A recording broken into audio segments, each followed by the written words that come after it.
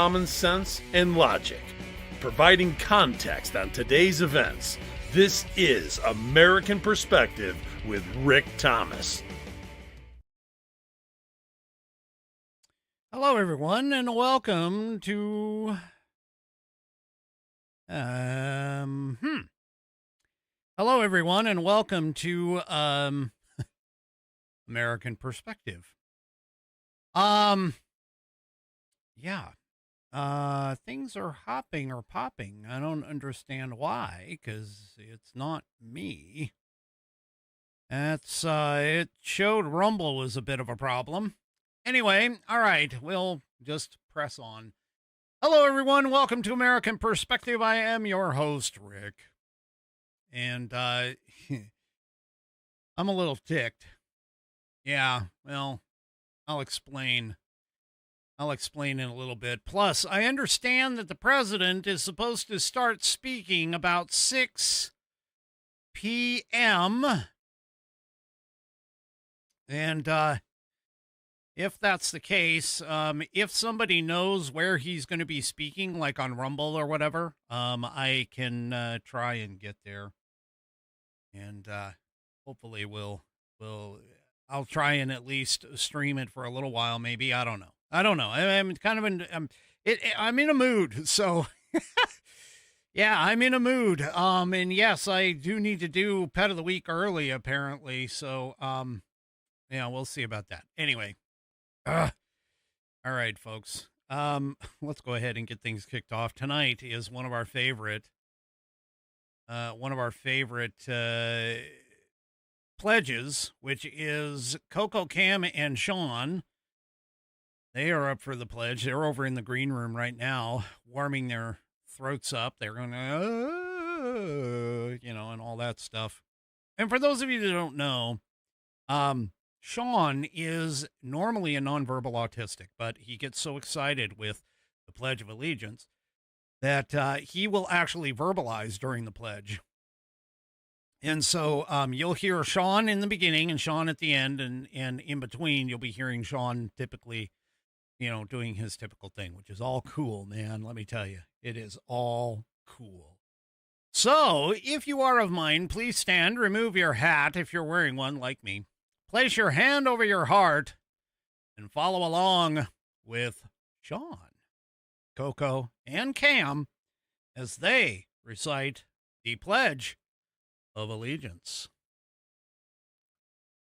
I pledge allegiance to the flag of the United States of America and to the republic for which it stands, one nation, under God, indivisible, with liberty and justice for all.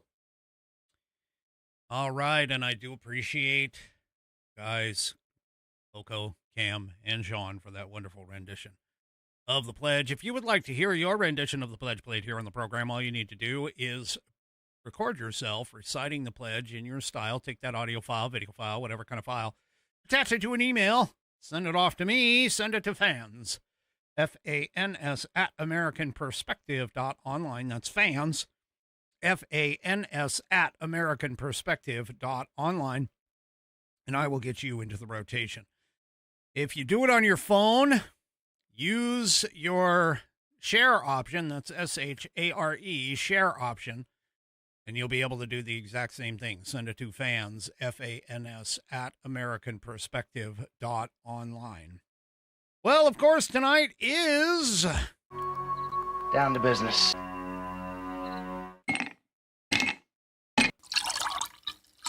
That's the nectar of the gods, baby. That's right. It's Whiskey Wednesday. It's like Taco Tuesday, but for badasses. And tonight I am drinking out of the 1792 small batch. This is a Kentucky straight bourbon whiskey, 1792. And it, of course, is in... Wednesday is True Grit Roots Network night. And there they are. True Grit Roots Network is the glass, and there is the requisite stones in the bottom of the glass. Stones are obviously required when you drink with whiskey.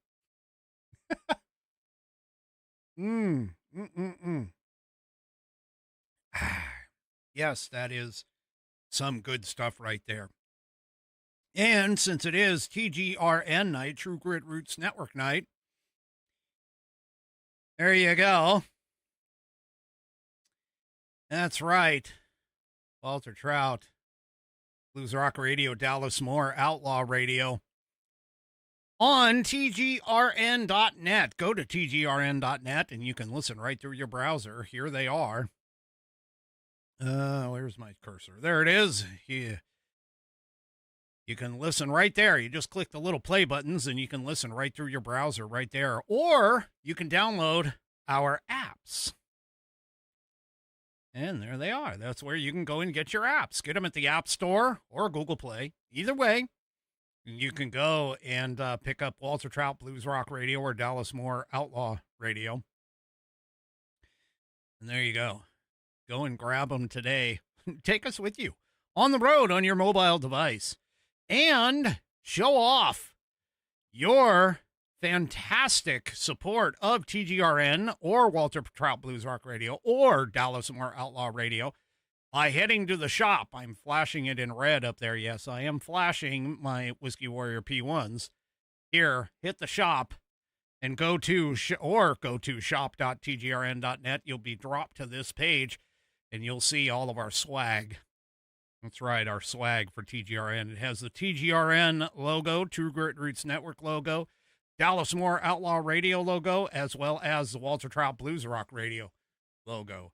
And you can get T-shirts, hoodies, and, of course, the requisite caps there at the bottom, all with the fantastic logos. All of those fantastic logos. Good one, Nana. All of those fantastic logos and all of this gear. So head on over to shop.tgrn.net, or when you go to tgrn.net, click on the word shop in the upper menu bar, and you'll be taken to this page. Show some pride. So show some love. Show some TGRN, Dallas Moore Outlaw Radio, or Walter Trout Blues Rock Radio love, or get all three. Hey, we don't mind. We would love it if you would show your support for True Grit Roots Network. TGRN.net stands for True Grit Roots Network, and they are based out of Austin, Texas. All right, I had to do that real quick. Normally I give them a little bit more love, but I had to do it quick because I got a lot to talk about and a short time to do it in. And no, I'm not eastbound.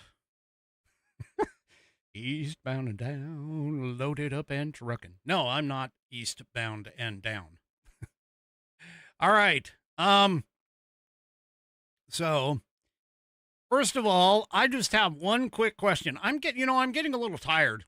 I got to be honest with you. I'm getting a little tired of all these rogue judges that are running around all over the place and making these decisions. For an example, in the Epic Times today, judge rules Trump's Trump's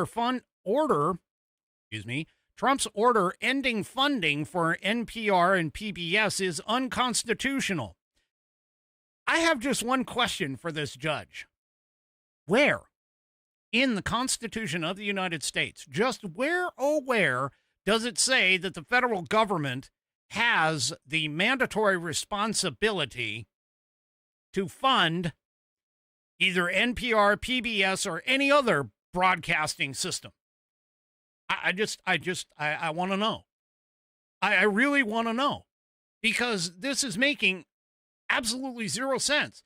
How can Trump's order ending that funding be unconstitutional when funding them in the first place is unconstitutional? Now, for those of you who have been on this program long enough and been around long enough, you know that I talk about Article 1, Section 8 of the United States Constitution a lot. And I'd like for somebody, I still haven't had anybody take me up on it. You know, if I had the money, I'd be betting money on this. But I still haven't found somebody who can take me up on the idea that, hey, PBS, NPR, education, healthcare, all of these social programs, everything that you guys, meaning the leftists, love, and whether or not it's constitutional or not. because it's not. I promise you, it's not constitutional. There's nothing in the Constitution, nor in any of the 27 amendments that talks about this at all. None of it. Not a single one. All right. So, there you go. I'm so frustrated with this. Well, Donald Trump showed up at the Supreme Court today for the oral arguments on the birthright citizenship case. And I got a few things because I actually listened to the audio of it, almost the entire thing. There was a small break that I had to take in between. But I listened to almost the entirety of the oral arguments, and I just got to say, yeah. Anyway, I'll tell you more about that here in just a minute. But first, apparently there was a Nevada Democrat who decided that, well, she might have been a little bit on the sauce. Maybe not whiskey, but she might have been on, I don't know, some Chardonnay or something somewhere. Because, yeah, this woman, Democrat Representative Susan Lee, or Susie Lee, yeah, she decided to say some serious expletives with regards to Trump showing up at the Supreme Court for today's birthright citizenship case. Now, I'm going to try and read this as a family-friendly thing, but she goes, "So effing up. I pray they F him to his face. Sorry, I say F a lot these days." For those of you who may not know or on the audio portion of the program, I mean, F is obviously the swear word. Oh, she came out of here. Oh my gosh. She came out of here and, ooh, wow, she came out and started firing that off. I don't know where she got it, because the reality of it is, and a lot of people don't know this, but the reality of it is there actually is a seat, a reserved seat in the gallery of the Supreme Court for the president to visit. Harmeet Dillon pointed that out in a response to this woman.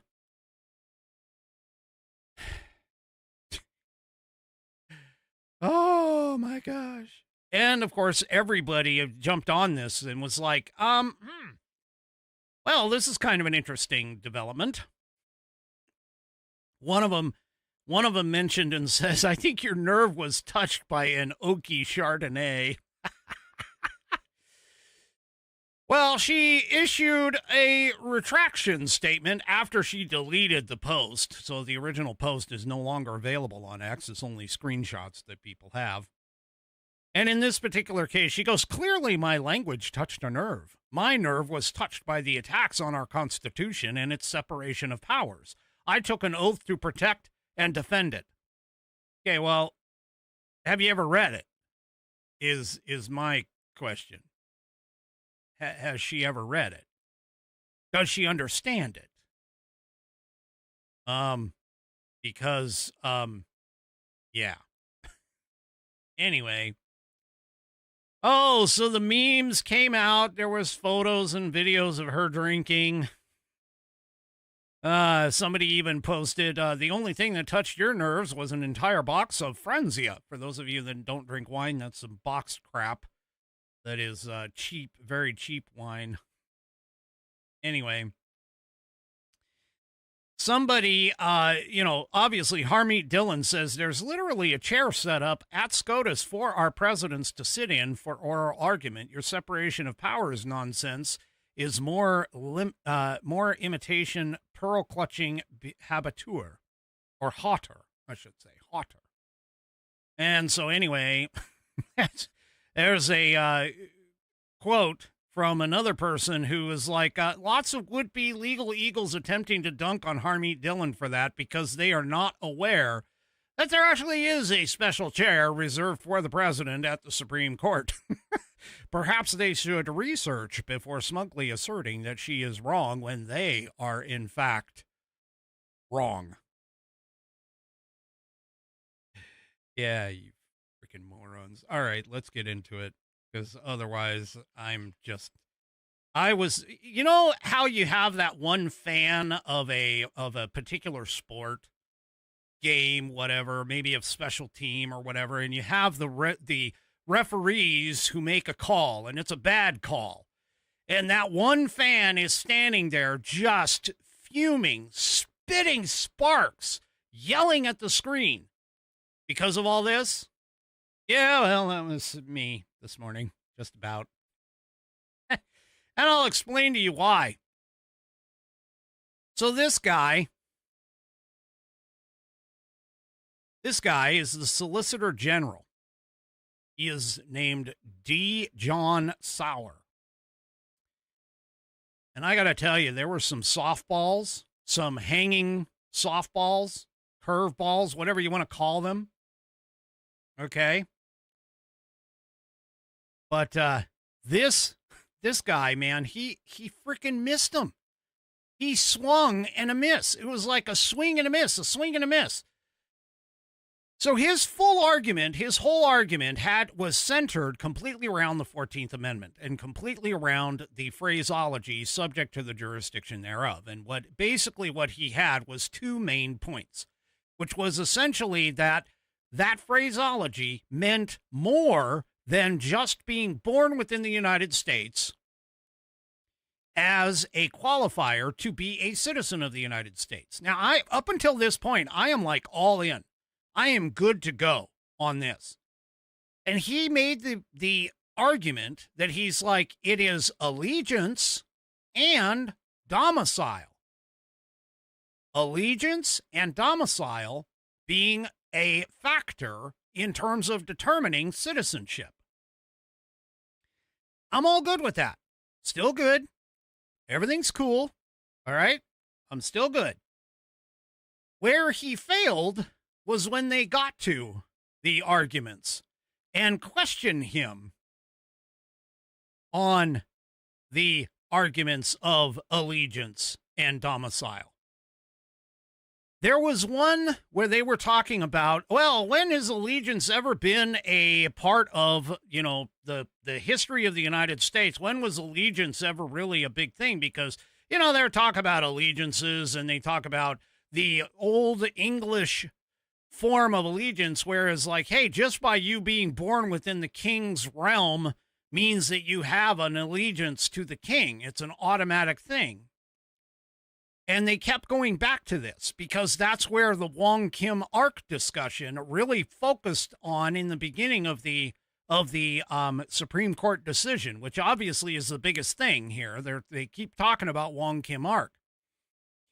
And as I pointed out last night, Wong Kim Ark actually qualifies and clarifies the president's executive order decision and the government's position on this because of the fact that in that decision, and it was a very long decision, but in that decision, they basically said, the Supreme Court basically said that, hey, since the Chinese folks, the parents, could not become actual citizens due to the laws at the time, and I'm summarizing here, but due to the laws at the time, they did everything they could to become American citizens within the law.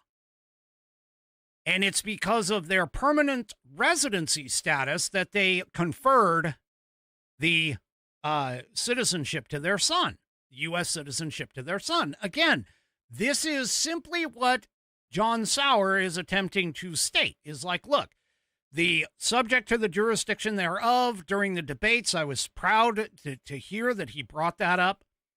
But again, there was a hanging curveball where it talked about, oh, allegiance. Yeah, why do you need allegiance? And he fell flat on his face, in my opinion, for this part. Because all he really would have had to do was point to, because they were saying, oh, well, when does domicile actually have anything to do with any of this? When does this allegiance thing have anything to do with this in terms of, hey, you're born within the country, you're automatically a citizen. And that's not the case. That has never been the case. And in fact, I sat there and was like sitting there and trying to figure out how John Sauer could sit here and not pick this up, because I'm telling you, this is the easiest pickup in the world. In the Naturalization Act of 1790, the very first Naturalization Act, where it was regarding the Article 1, Section 8, Clause 4.1.2.3, which says that Congress shall have the power to establish the uniform rule of naturalization and uniform laws on the subject of bankruptcies. That's the continuation of it. And right here, under the 1970 Naturalization Act, the act provided that, quote, any free white person who resided within the limits and under the jurisdiction of the United States, and here it is, for at least 2 years could be granted citizenship if, and here's point 2, he or she showed good character and swore allegiance to the Constitution. Now, what part of that? I mean, that was a hanging curveball, dude. I'm telling you, Sauer. I am sour on Sauer right now, because that was like, oh my God, all you had to do was point to this. Say, look, even before the 14th Amendment came up, this is back, all the way back to when the Constitution was first written. This is all the way back. This is the very first thing that they did, which was create a rule of naturalization. And under that decision, they said, hey, for anybody to become a naturalized citizen of the United States of America, you have to have lived here for at least 2 years. You have to be a free person. Now, granted, they said free white person, but you had to be a free person who resided within the United States for at least 2 years, and not only that, but showed good character and swore allegiance to the Constitution. And why he didn't even pull that out of his hat, I have no idea. My guess is that he is just unprepared.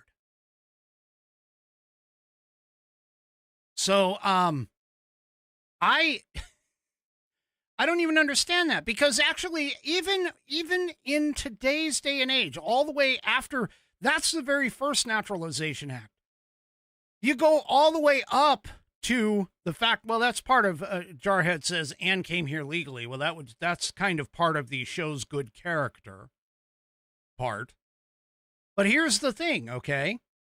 Even today, the oath of allegiance for a naturalized citizen goes like this, and I'm going to show it to you. This is in the UCIS, the U.S. Citizenship and Immigration Services. Here's the oath of allegiance. It says, and I quote, I hereby declare on oath that I absolutely and entirely renounce and abjure all allegiance and fidelity to any foreign prince, potentate, state, or sovereignty of whom or which I have been heretofore been a subject or citizen. That I will bear true faith and allegiance to the Constitution. That I will perform work of national importance under civilian direction when required by law, and that you take the obligation freely without any mental reservation or purpose of evasion, so help me God.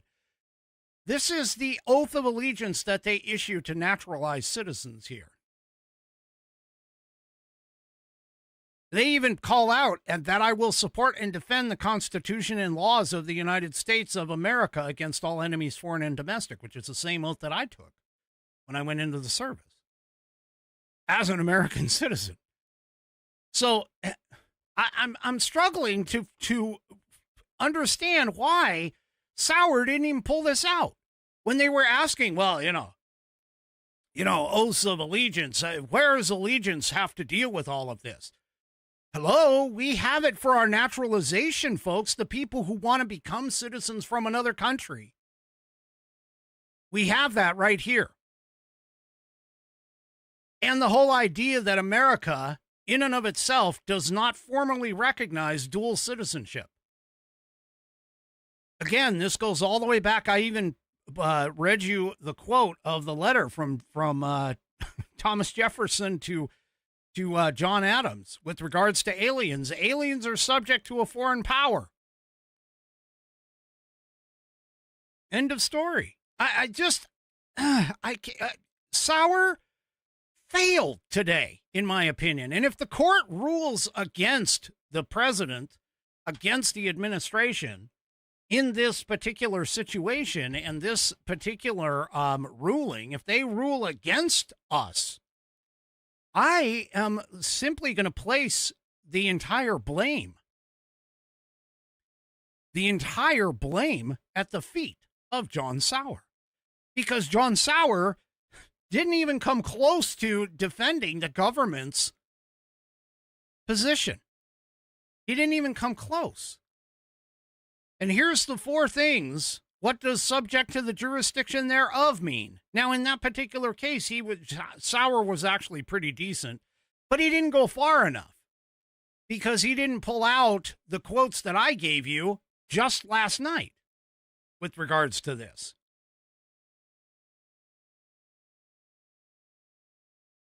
Anyway. Yeah. I'm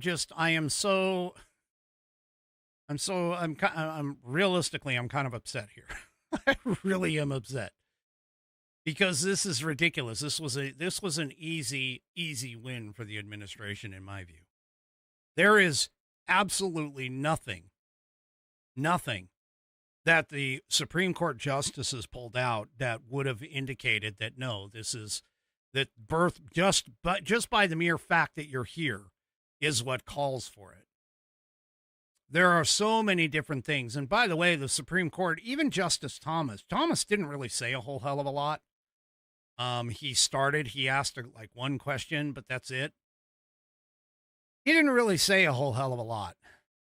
It was really more on the rest of the justices. I mean, Alito, rock star that he is, man, he really pulled out the stop. So I have a feeling that if the decision goes against us,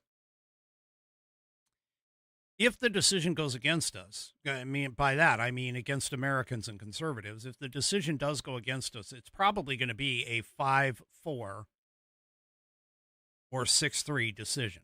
And I have a feeling, I know that it could actually even go so far, I'll be honest with you, it could even be like a 7-2. It was that hard to read some of these justices. I mean, Gorsuch, Kavanaugh, they didn't really feel like the way that they were questioning both sides. They came out of the gate on Sauer with guns blazing, all of them, with the exception of Thomas. And I'm sitting here and I'm scratching my head trying to understand why he didn't even, he could have easily defended it. Very, very easily defended it. I mean, I could have done a better job. And he's supposed to be like the third in line at the DOJ. Anyway. They focused quite a bit on the 14th Amendment. They focused quite a bit on that. Yeah. Which, unfortunately he did not seem to be prepared. Now, reports are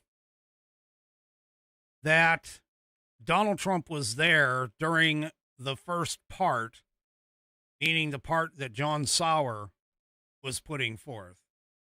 And I have a bad feeling because he left before the ACLU lawyer got up to speak. I have a feeling that if this doesn't go Trump's way, John Sauer may not be employed by the U.S. government much longer. Well, true to form, Justice Jackson.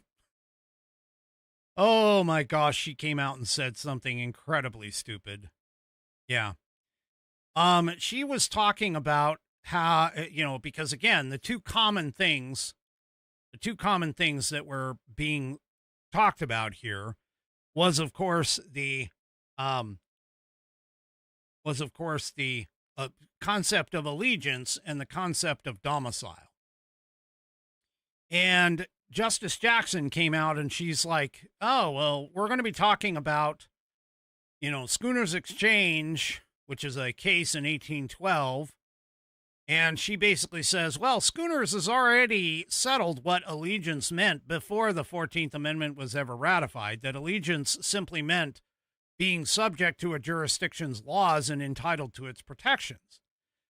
And she talks about how when the framers used the word allegiance, they were just borrowing what the court had already defined, meaning the framers of the 14th Amendment.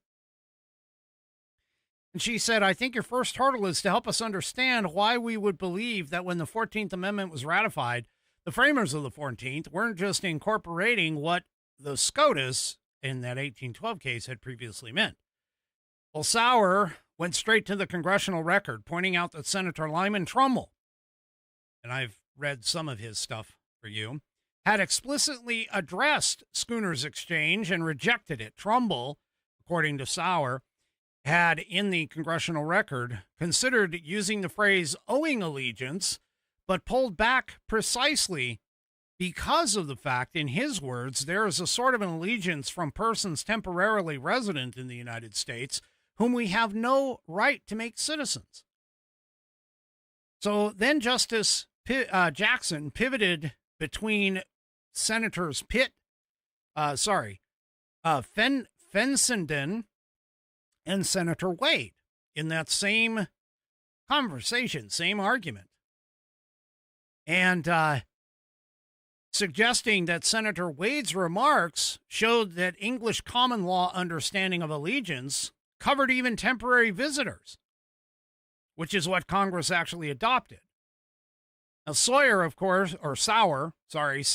pointed out that Wade had originally introduced the version of the amendment with no phrase of allegiance or even jurisdictional elements whatsoever, just birth on U.S. soil. And Fessenden pushed back immediately, noting that it couldn't be right given the obvious case of children born to temporary visitors, which is exactly what we're talking here. Okay. He said Wade was forced to retreat, citing that only the children of ambassadors are exceptions. And then Congress by itself ultimately rejected Wade's proposal entirety, saying that we think you said you can draw an inference from that. Sauer said, he says, the inference strongly supports our position. So, yeah. Anyway. So then after that, Jackson just started like throwing darts, trying to hit something, and of course couldn't be. Now, here's another spot that I thought was honestly another softball that Sauer could have hit out of the park. Because Jackson pulls out the whole during World War II, babies who were born to parents officially declared enemies of the United States were still granted birthright citizenship, which in her view suggested that parental allegiance wasn't actually driving anything. Well, except there's only one problem here with that. The Japanese internment in World War II was rounding up of Japanese American citizens. They rounded up every Japanese American on the West Coast and in Hawaii. They rounded them all up and they put them in internment camps. But that wasn't foreigners. That wasn't foreign people on our soil. Those were second and third generation Japanese Americans. And actually, they even picked up other Asian cultures in the same sweep. See, folks, and Sauer actually pointed out, well, but the parents were domiciled here. And that, yeah, they should have received citizenship. But that's the thing, folks. That's the part that these people are missing. And this is where I think that Sauer failed in his defense of the government's position. because he could have easily said, well, guess what? The Japanese, there were several American citizens that were rounded up under that because they happened to be of Japanese descent. Are you now saying that, those people are foreigners? Because we considered them American citizens at that point. Yeah. So, yeah. And Sauer then continued and says that because Jackson kept pressing him on what temporary presence had to do with allegiance and whether or not he was really arguing that only domiciled people could form the necessary loyalty. Well, I hate to tell you this, but that's been, again, as I pointed out in 1790, the first Naturalization Act. In order for you to even become a naturalized citizen in the United States, according to the actual framers of the original Constitution, you had to have lived here for a minimum of 2 years. Already that demonstrates that they believed that your tie in allegiance was here, by living here, working here, being here, and then, of course, swearing your allegiance to the Constitution of the United States. Sawyer says allegiance is not a question of subjective loyalty. It is something you owe. It is a reciprocal relationship between the citizen, whether they want it or not. Essentially, temporary passage through the country doesn't create allegiance, but making the United States your permanent home does, which again goes back to that whole point. Living here on a permanent basis establishes a foundation for citizenship. Now,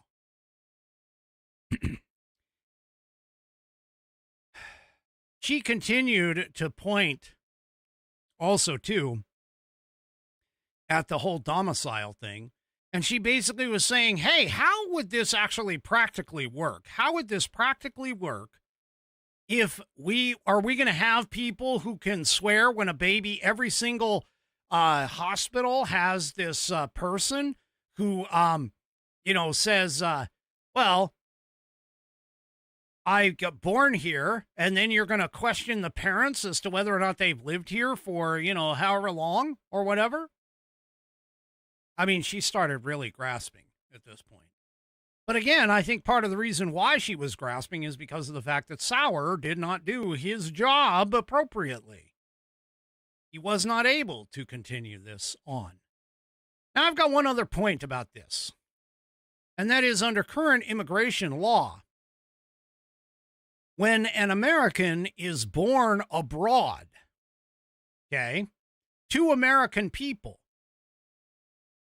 that they have to provide documents to the consulate in that country in order to prove that the baby is of birth of U.S. citizenship parents. So if parental citizenship is irrelevant, as the justices tried to say, and see, this here is another failure of Sauer. But here, even as a part of immigration and naturalization, and this is confirmed by this account on X, where this person said, hey, when our daughter was born in Japan during our Navy days, yes, we did indeed have to provide documents to the U.S. consulate in Japan to prove/determine citizenship before a report of birth abroad would be able to be issued. This person says our daughter has never in any way been considered to be Japanese. Other nations ought to have to do this as well when their citizens give birth here in America. So it's already a part of statute that if you're born abroad, even of American citizens' parents, you need to prove that connection. You need to prove that before you can get a birth certificate that demonstrates that you were born outside of the jurisdiction of the United States, yet you are an American citizen. So if parentage doesn't matter in this particular case, that it only matters if you're born within the United States, yeah, this is a bit of a problem. This is a bit of a problem. Well, my only hope is that Sauer's piss-poor performance does not reflect badly on the facts and the history of the case. So, there you go. All right. Let me get on to a break, and then I'll move on to some other things. Let's talk about this wonderful elixir that I drink every single morning. It's called coffee. And if you still haven't tried 1775 coffee, now is your shot. The 1775 starter kit just dropped. There's only 1,000 units available. Now, within each unit, you're getting the bold dark roast that hits hard. You'll be receiving the smooth medium roast as well as the Vitality mushroom coffee that has clean energy and laser focus with no crash. All of these coffees are single origin, small batch, toxin free, and mold free. Plus, as a part of the kit, you'll also be receiving a gold spoon clip because freedom isn't scooped with plastic. You'll also be receiving a frother that is strong enough not only to stir up your coffee, but also your mother-in-law's personal opinions. Believe me, she's easy when it comes to that. You'll also be receiving a black 1775 tumbler. It's $170 worth of coffee and gear, yours for just $99. This is for the ones who have been watching 1775 coffee blow up on Rumble and wondering if it's actually worth it. Spoiler alert, it is. And by the way, my Whiskey Warrior G says this coffee is constitutional, no matter what the Solicitor General says. Go to 1775coffee.com. That's the numbers 1775coffee, all one word, .com /studio, STUDIO, and grab your starter kit before they are gone. That's 1775coffee.com /studio, STUDIO, to grab your starter kit, that $170 worth of coffee and gear. That's only $99. Bold beans, clean fuel, and a morning routine that stands for something, just like Rumble does. Go to 1775coffee.com /studio and grab your starter kit before they are gone. That's 1775coffee.com /studio, STUDIO. Go and get yours today. All right. Well, folks, yeah, we've been talking a lot about this whole thing with birthright citizenship and everything else. But we've, obviously this is a thing near and dear to me because I am strict constitutionalist. Some could even say an originalist. And that's pretty much the best place for me to be, because I tend to see things really clearly in a what is considered to be a very linear, black and white, binary manner. So let's scoot on from there so I can bring my blood pressure down a little bit. So Trump has made a statement, and he's basically saying that Iran is now asking for a ceasefire. However, the U.S. has one singular major condition. Now, President Trump, of course, is saying that Iran's new regime president, much less radicalized and far more intelligent than his predecessors, has just asked the United States of America for a ceasefire. He said this in a Truth Social post today. He says, "We will consider a ceasefire when Hormuz Strait is open, free, and clear. Until then, we are blasting Iran into oblivion, or as they say, back to the Stone Ages."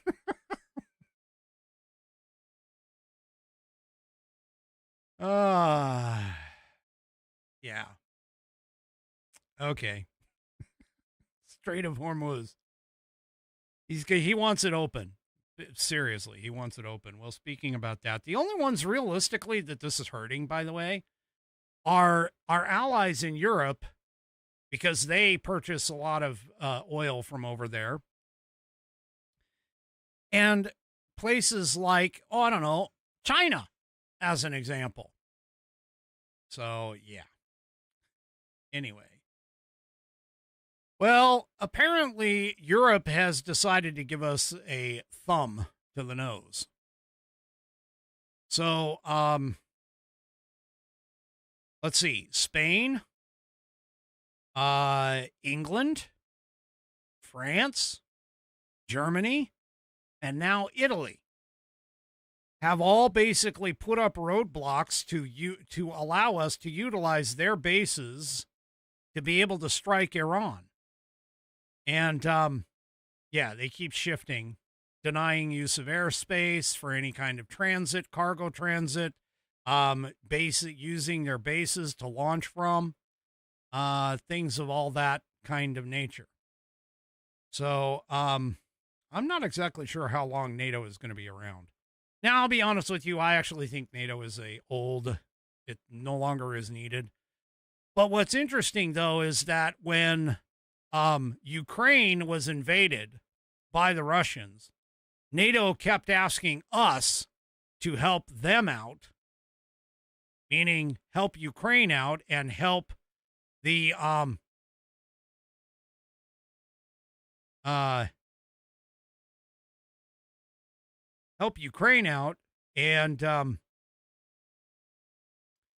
essentially help out Europe. So they're okay with us helping them, but they don't want to help us. That's pretty sad, actually. That's pretty sad. And in terms of that kind of scenario for that, that just is really, really rough. And I think NATO might be on the way out. I'm hoping that it's on the way out, to be honest with you. Well, the leftists are going to go nuts after this. Trump just issued another executive order. This executive order has to deal with mail-in balloting. Now, I can already tell you Washington is probably going to sue, because that's all we do is mail-in ballots. But President Trump signed an executive order that requires states to impose strict restrictions on mail-in ballots ahead of the 2026 midterm elections. And he's tasked the administration, meaning the DHS in particular, to create a new database of U.S. citizens who are confirmed to be eligible to vote. So, yeah. We'll see how well this goes over. But here he is. Here is President Trump signing that executive order. Take a listen. Take some time, and I'll make this absolutely perfect. It looks very good.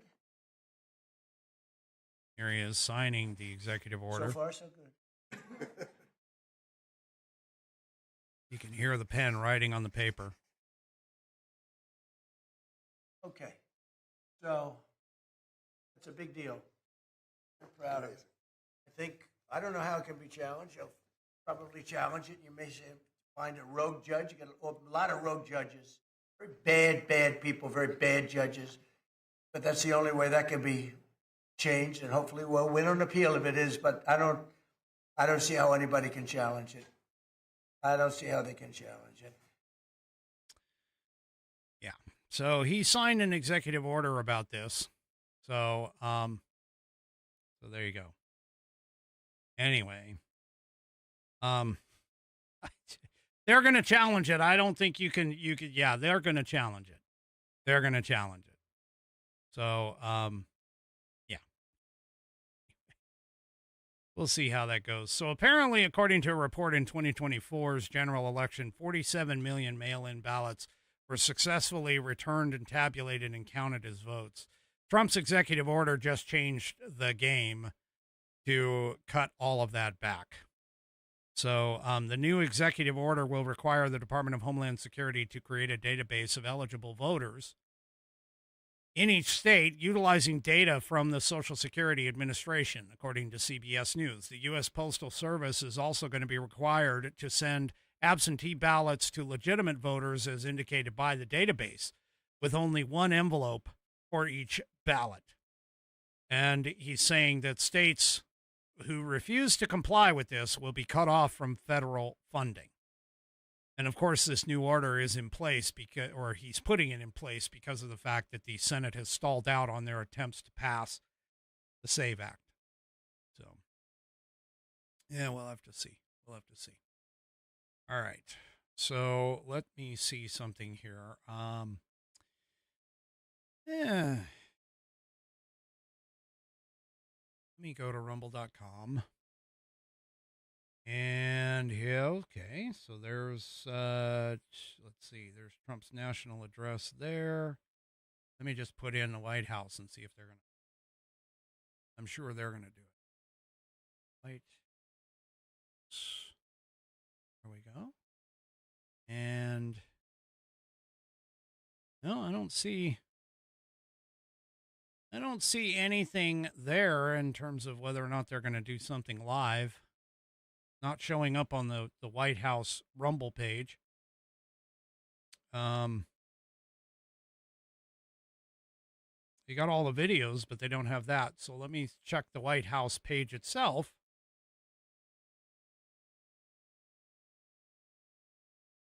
See what the White House. Here's the live stream. Ah. Stay tuned. We'll be live again shortly. We'll see if this pops up. But anyway. All right. I'm being pressed to do the pet of the week. So let's go ahead and move on to pet of the week real quick here. Which one is that? Yeah, let's go do the pet of the week. Okay. Oh.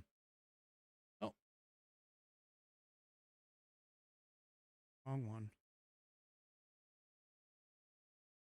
Thanks, 3 Chevy, for putting that in there. Go over here. Birch Gold Group as the best in the business. Okay. So they're obviously, this is RSBN doing this. So I'll cut to that when we get to the chance. But for tonight, let's go ahead and talk a little bit about a submission by none other than Nana of JJS, who submits her son's cat. So hang on, folks. I got to get here. Whoops.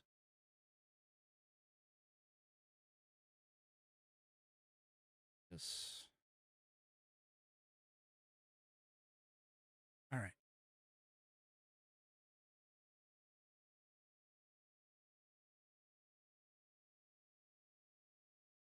There we go. There's Itchy. There is Itchy. And there you go. Sorry about that. It took me a little bit, but here we go. Here is Itchy. Nana says, this is my son's cat, Itchy. He's very friendly. He loves to drink water from the bathtub faucet. We got some pictures of that coming up. Apparently, Itchy is what is considered to be a slightly used pet. There's a better look of Itchy. And so by slightly used, I would assume that means he's a rescue. But anyway, apparently, Nana caught him looking out the front window and is demonstrating that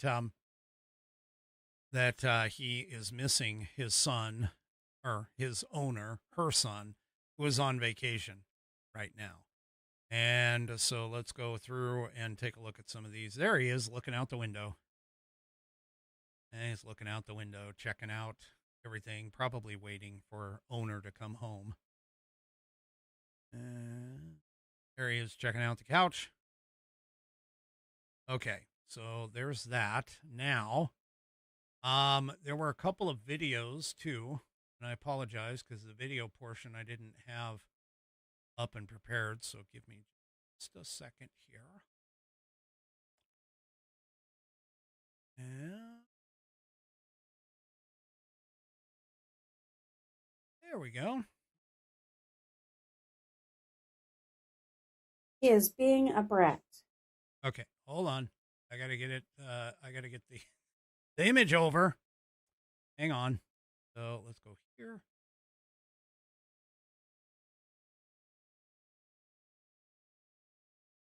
There it is.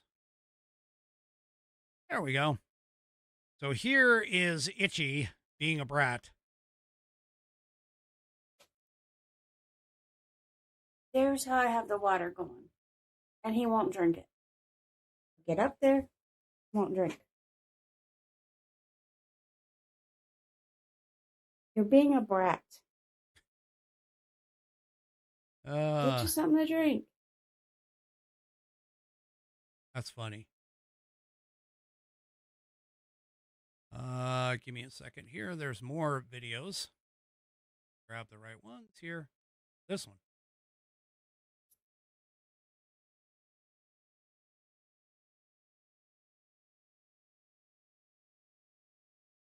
There he is, just now he's, I guess, trying to catch the drops coming out of the bathtub. Oh, no, he's licking now.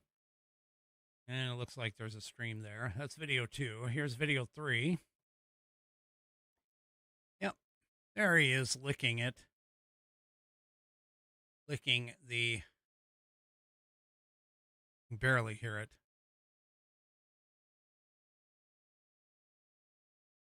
You know, I've actually had cats, believe it or not. I mean, I've had cats that have like gotten into the bathtub and like licked the bathtub.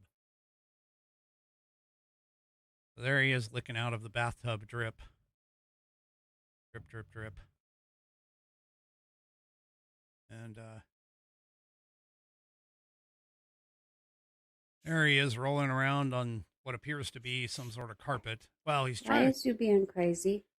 to cuddle up on a piece of paper. Looks like.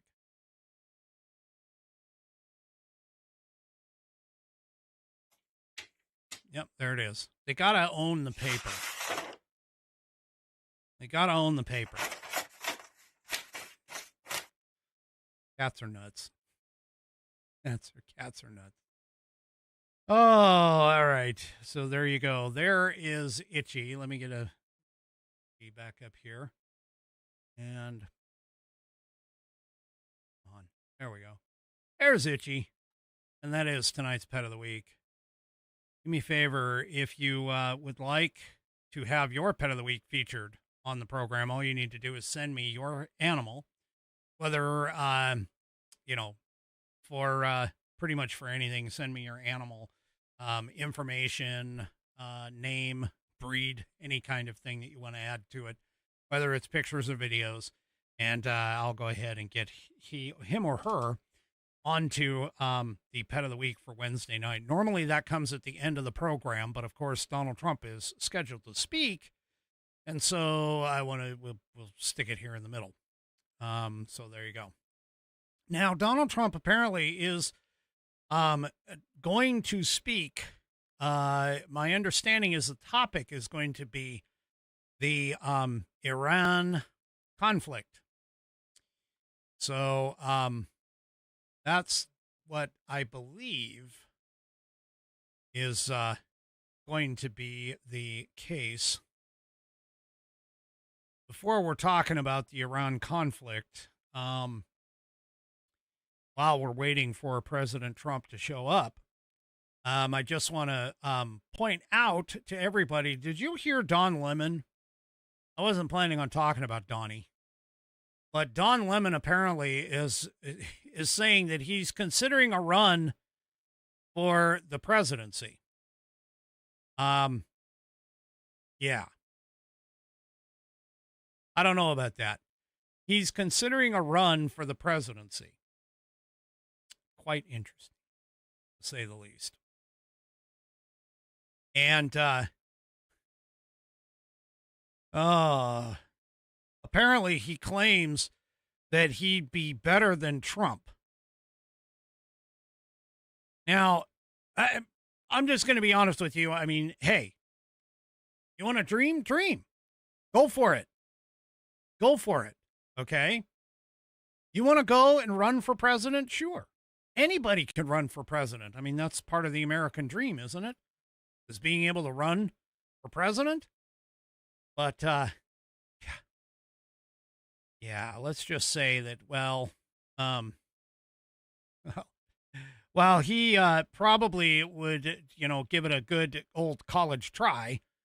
I don't see him necessarily being able to put up the kind of money that it's going to take to be able to run for president, not to mention the fact that I don't think that he would have the proper chops and qualifications. I think he fails big time in the foreign what do they call it? Foreign policy department, for sure. But anyway, he apparently said during an episode of a show from earlier this week, the possibility of entering politics depends on circumstances, and pointed to the structure of the U.S. elections as a barrier, saying that it would likely require him to run as a Democrat if he chose to enter a race. Well, that's kind of true. I mean, seriously, it is kind of true that way. But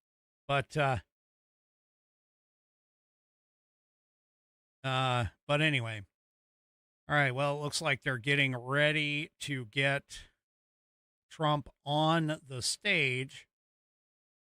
You know what? This is the trial here.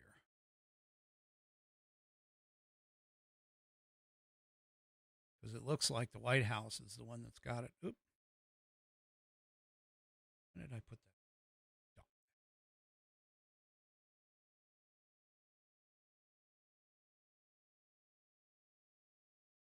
I could actually spell properly.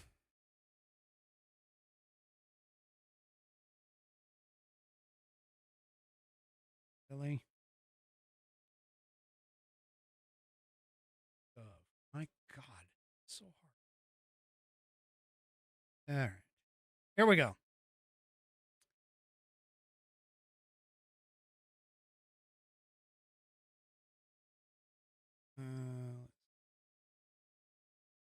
Iran. In these past 4 weeks, our armed forces have delivered swift, decisive, overwhelming victories on the battlefield. Victories like few people have ever seen before. Tonight, Iran's Navy is gone. Their Air Force is in ruins. Their leaders, most of them, terrorist regime they led, are now dead. Their command and control of the Islamic Revolutionary Guard Corps is being decimated as we speak. Their ability to launch missiles and drones is dramatically curtailed, and their weapons, factories, and rocket launchers are being blown to pieces. Very few of them left. Never in the history of warfare has an enemy suffered such clear and devastating large-scale losses in a matter of weeks.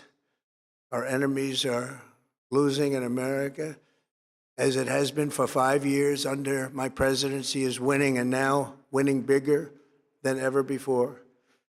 Before discussing this current situation, I also want to thank our troops for the masterful job they did in taking the country of Venezuela in a matter of minutes. That hit was quick, lethal, violent, and respected by everyone all over the world.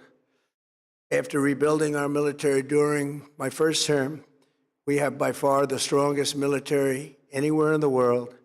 And now we're working along with Venezuela and are, in a true sense, joint venture partners. We're getting along incredibly well in the production and sale of massive amounts of oil and gas, the second largest reserves on earth after the United States of America. We're now totally independent of the Middle East, and yet we are there to help. We don't have to be there. We don't need their oil. We don't need anything they have, but we're there to help our allies. Tonight, I want to provide an update on the tremendous progress our warriors have made in Iran and discuss why Operation Epic Fury is necessary for the safety of America and the security of the free world.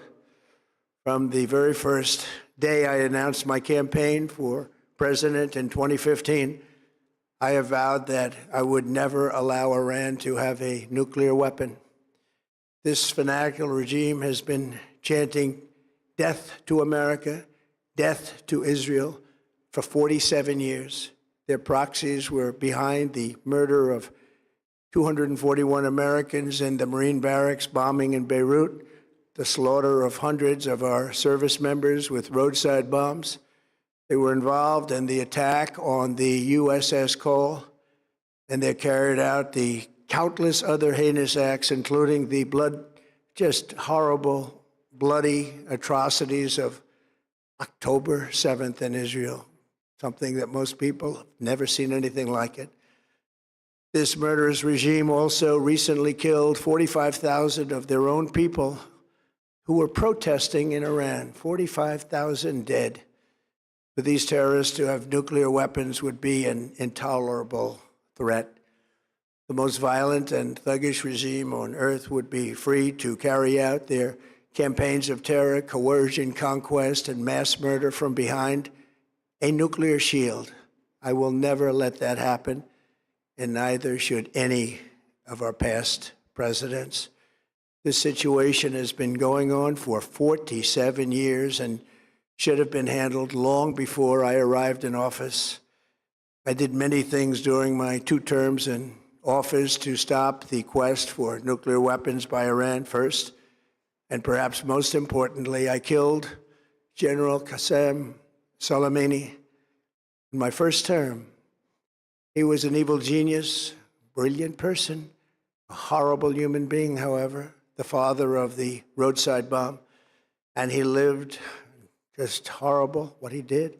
Iran would have been perhaps in far better, stronger position. Had he lived, we would have had probably a different conversation tonight. But you know what? We'd still be winning and winning big. And then very importantly, I terminated Barack Hussein Obama's Iran nuclear deal, a disaster.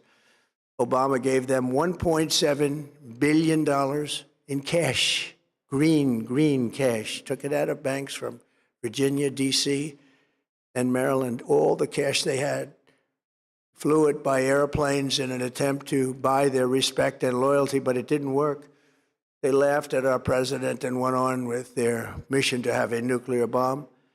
His Iran deal would have led to a colossal arsenal of massive nuclear weapons for Iran, and they would have had them years ago, and they would have used them. It would have been a different world.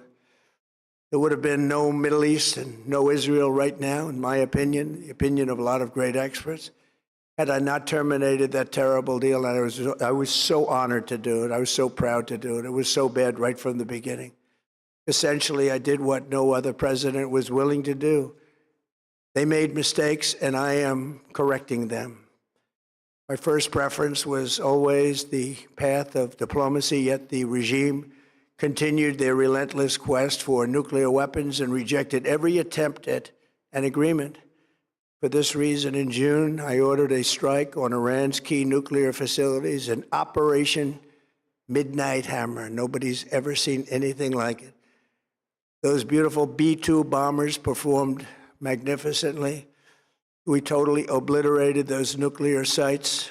The regime then sought to rebuild their nuclear program at a totally different location, making clear they had no intention of abandoning their pursuit of nuclear weapons.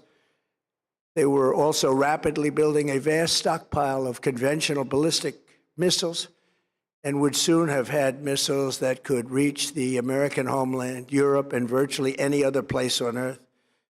Iran's strategy was so obvious.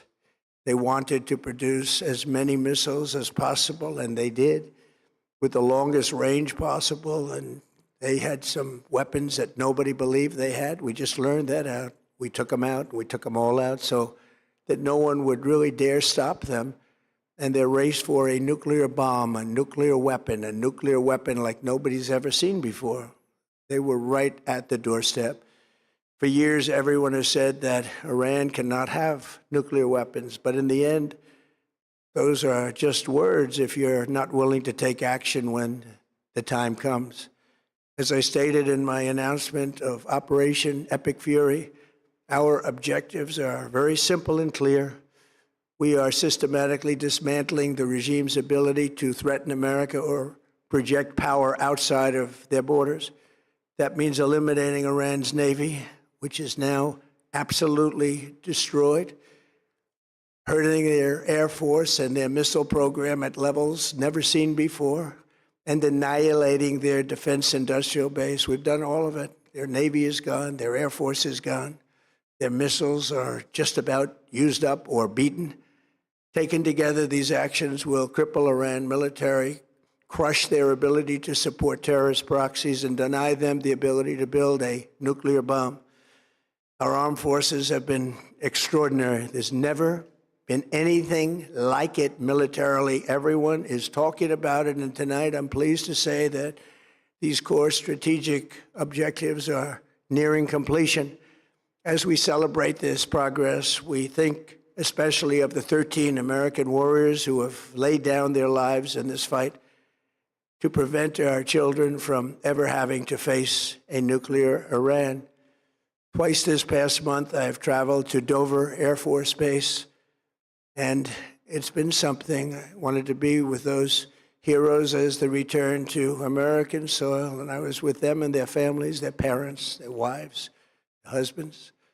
We salute them, and now we must honor them by completing the mission for which they gave their lives. And every single one of the people, their loved ones said, "Please, sir, please finish the job." Every one of them. And we are going to finish the job, and we're going to finish it very fast. We're getting very close. I want to thank our allies in the Middle East, Israel, Saudi Arabia, Qatar, the UAE, Kuwait, and Bahrain. They've been great, and we will not let them get hurt or fail in any way, shape, or form. Many Americans have been concerned to see the recent rise in gasoline prices here at home. This short-term increase has been entirely the result of the Iranian regime launching deranged terror attacks against commercial oil tankers in neighboring countries that have nothing to do with the conflict. This is yet more proof that Iran can never be trusted with nuclear weapons. They will use them, and they will use them quickly.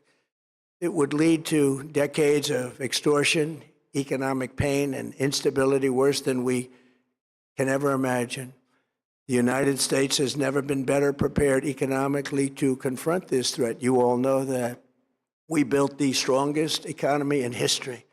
We're going through it right now, the strongest in history. In 1 year, we've taken a dead and crippled country. I hate to say that, but we were a dead and crippled country after the last administration and made it the hottest country anywhere in the world by far, with no inflation, record-setting investments coming into the United States, over $18 trillion, and the highest stock market ever, with 53 all-time record highs in just 1 year.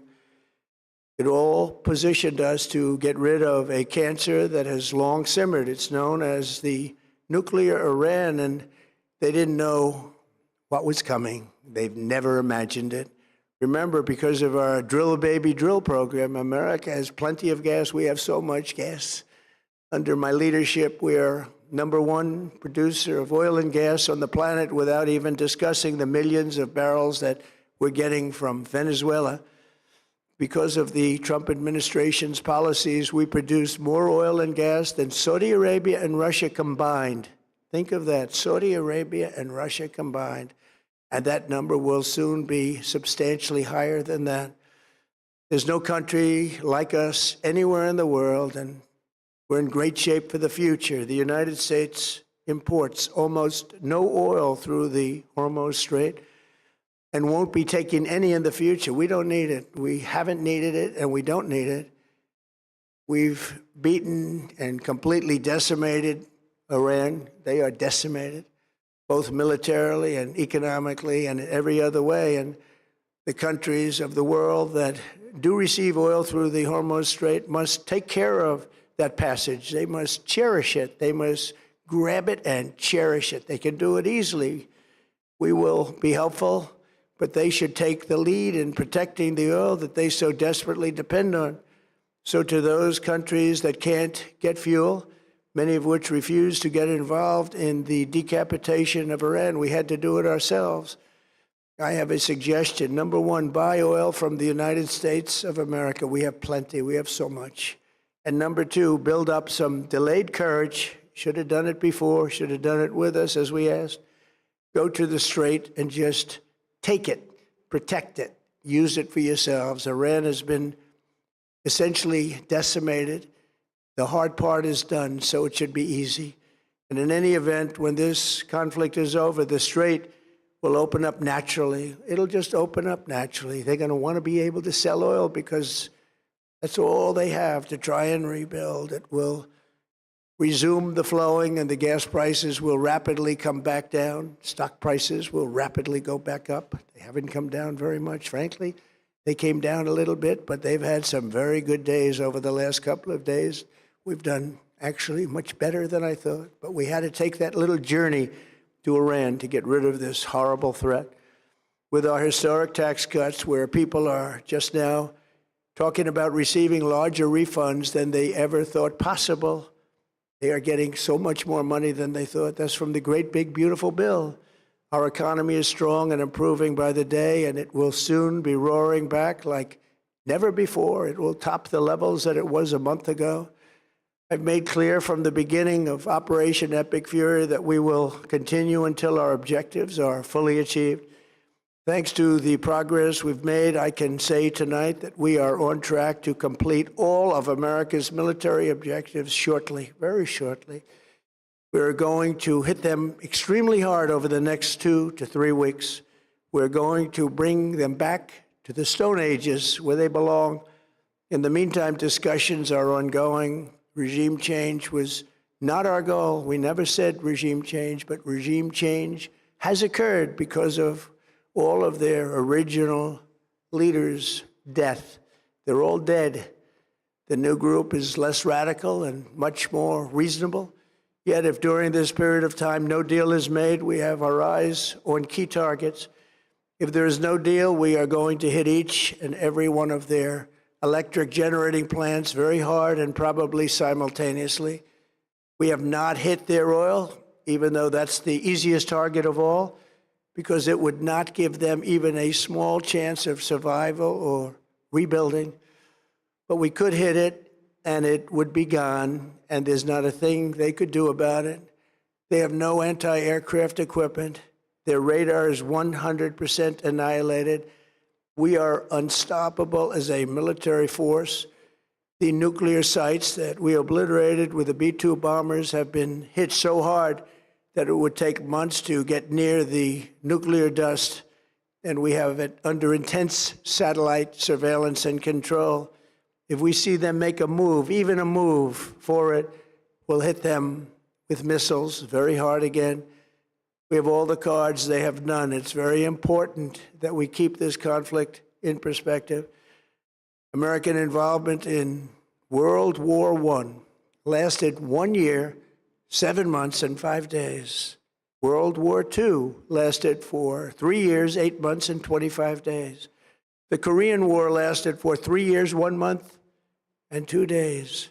The Vietnam War lasted for 19 years, 5 months, and 29 days.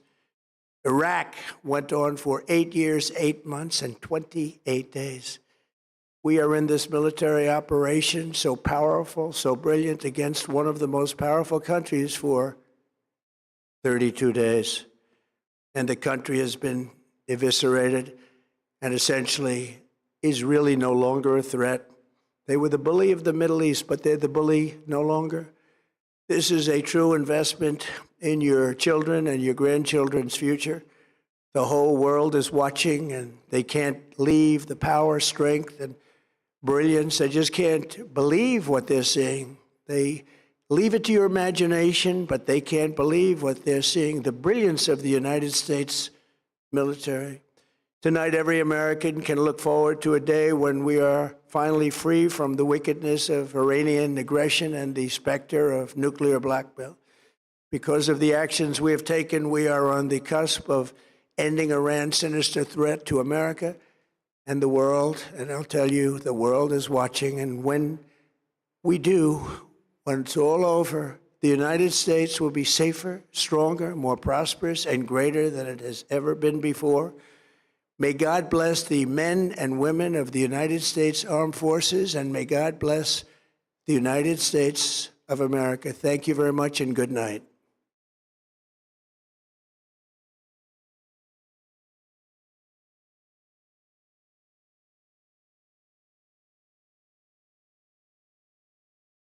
All right. Well, there you go. The President of the United States giving us his summary of how things are going over in Iran. Anyway, there you go. Pretty strong statement, short statement, of course, and he didn't take any questions. So, yeah. Yeah. All right. Well, that pretty much brings us to the end of the program. A little short, but hey, it is what it is. Do me a favor, if you haven't already, head on over to rumble.com, get yourself an account. It is free.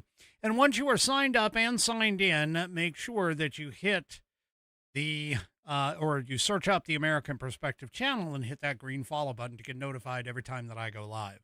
Also, don't forget to give me those thumbs up, thumbs downs, or in the case of 3 Chevy, the thumb sideways across all my platforms, whether it's X, YouTube, Facebook, or, of course, the aforementioned Rumble. We will see you tomorrow night, 5 p.m. Pacific, 8 p.m. Eastern Time, right here on American Perspective. Have a great rest of your evening. Happy April Fool's Day, by the way. And good night, everybody.